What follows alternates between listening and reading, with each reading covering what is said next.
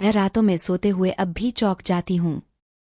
वो रात, उस रात का खौफ मेरे खून में रच बस गया है।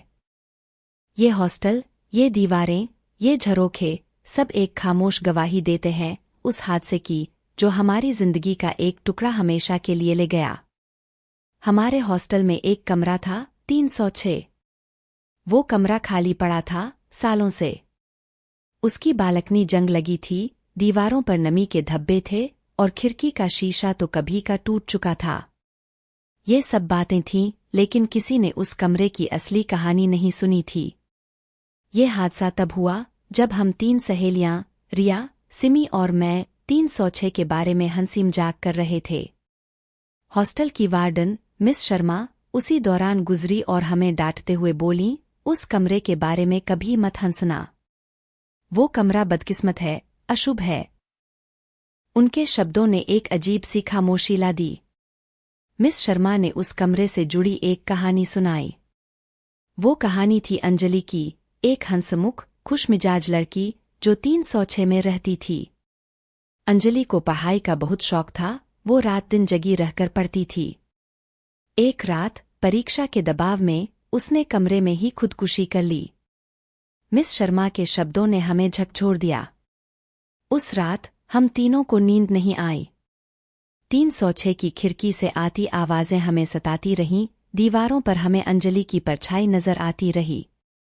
सुबह जब हमने कमरे का दरवाजा खोला तो अंदर सब कुछ बिखरा पड़ा था। किताबें फर्श पर गिरी थीं, कुर्सी उल्टी हुई थी और खिड़की पर कांच के टुकड़े बिखरे पड़े थे। ये सिर्फ एक शुरुआत थी। अंजलि का भूत हमें परेशान करने लगा। रात में चीखें पुकारे, हवा में ठंडक, किताबों का खुद ब खुद गिरना, अचानक बत्तियां बुझ जाना, ये सब रोज की बात हो गई। हम डर के साए में जीने लगे। एक रात सिमी ने 306 की बालकनी में किसी को खड़ा देखा। वो सफेद साड़ी पहने थी, लंबे बाल खुले थे और उसकी पीठ हमारी तरफ थी।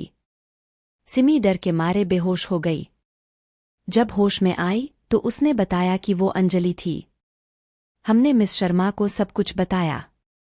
उन्होंने एक पुजारी को बुलाया जिसने 306 में पूजा की।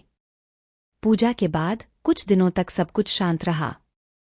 मगर एक हफ्ते बाद रात में सिमी फिर से चीखते हुए उठी। उसने बताया कि अंजलि ने उसे बालकनी तक खींचने की कोशिश की। हम सब डर से कांप रहे थे। हमें समझ नहीं आ रहा था कि क्या करें। आखिरकार हमने हॉस्टल छोड़ने का फैसला किया। हमने अपने सामान पैक किए और रातों रात हॉस्टल छोड़ दिया।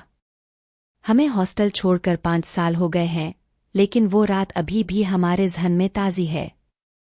306 का कमरा, अंजलि का भूत, वो खौफ, सब कुछ हमें याद है। हम तीनों ने उस हॉस्टल में जो कुछ देखा और महसूस किया, वो हमें कभी नहीं भूल पाएंगे। मैं कभी नहीं चाहती कि किसी को भी वो हादसा झेलना पड़े, इसलिए ये कहानी सुना रही हूँ। ये एक चेतावनी है, एक सबक है। कभी भी किसी की जिंदगी को हल्के में मत लो, किसी के दुहक का मज़